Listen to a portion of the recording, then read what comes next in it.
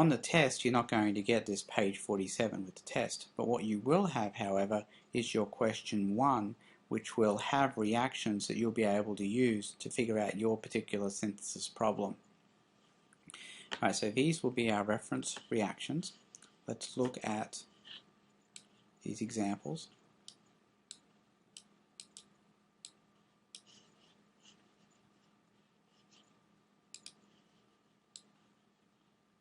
We'll do question 4 first. Alright, so we're starting out with this and we're going to this. So we need to look at the product first, that's the one with the C double bond O, and we need to look for reactions that form C double bond O's. So specifically aldehydes or ketones, probably ketones because this is more like a ketone. So I'll look through these reactions and I'll look for something that forms a ketone as a product. Nope, nope, nope, nope. That's a carboxylic acid, alcohol, alkyl chloride, ester. That's an aldehyde. That's a possibility. We've got alcohol, epoxide, alkene, Grignard reagent, alcohol, alkyl bromide, and this is a ketone. And there's no H and that's no H. So a ketone looks like it's going to be our best bet. So as you can see, this will be our template reaction. So I'll go ahead and copy that onto our screen.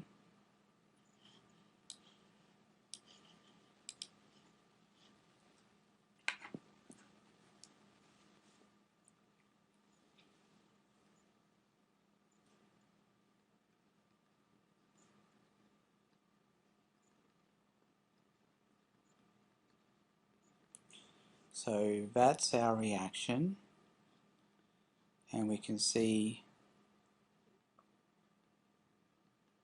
that it gives a ketone as a product, just like this does give a ketone as well. So what we've got to figure out is how we would get to our ketone. And if you look at the pattern, the reagent's going to be the same. It's going to be K2Cr2O7. That's what we're going to use to get this. And if you look at the pattern, what it is just the OH gets converted into a C double bond O. So if you look at the carbon chain closely, you see that doesn't change. The only thing that changes is this COH turning into a C double bond O. So our compound then that forms this must be this. And again, it obeys the same pattern. The OH turns into a C double bond O. So what we've got so far is we have our B and we have our C.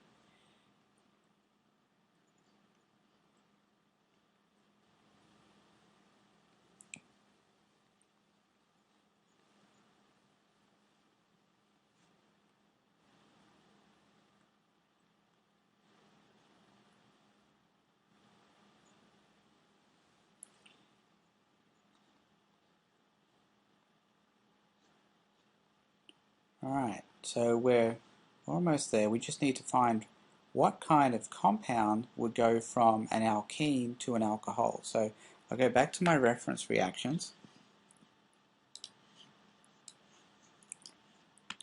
And I'm looking for a reaction that goes from an alkene to an alcohol. Oh, there we go.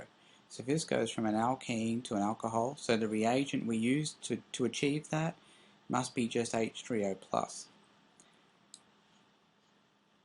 And that's what will go above here.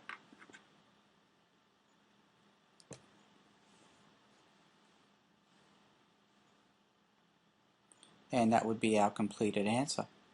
That's how we get from here to here. Alright, let's do another example.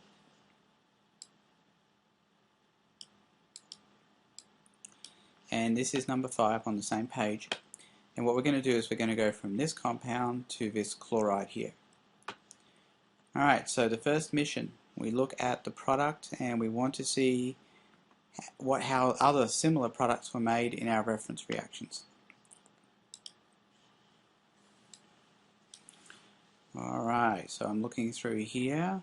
There we go. I don't see any other reactions that form CLs as products, or alkyl chlorides as products, is just this one here. So I will go ahead and use that as our template reaction.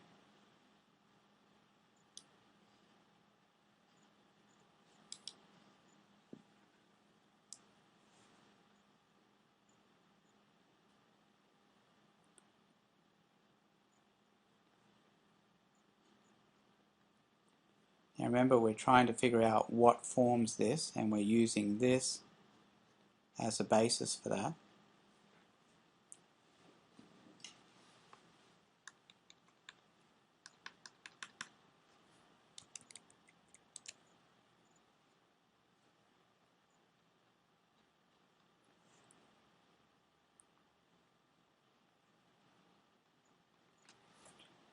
Alright, so now we can see what the pattern is. The OH looks like it's just replaced with a Cl, so we're going to do something very similar to this one here. So we'll draw the same carbon structure, because it looks like the carbon structure doesn't change, but the OH gets changed into a Cl. So this must be what this compound is right here. It must be the OH compound. So here's what we have so far.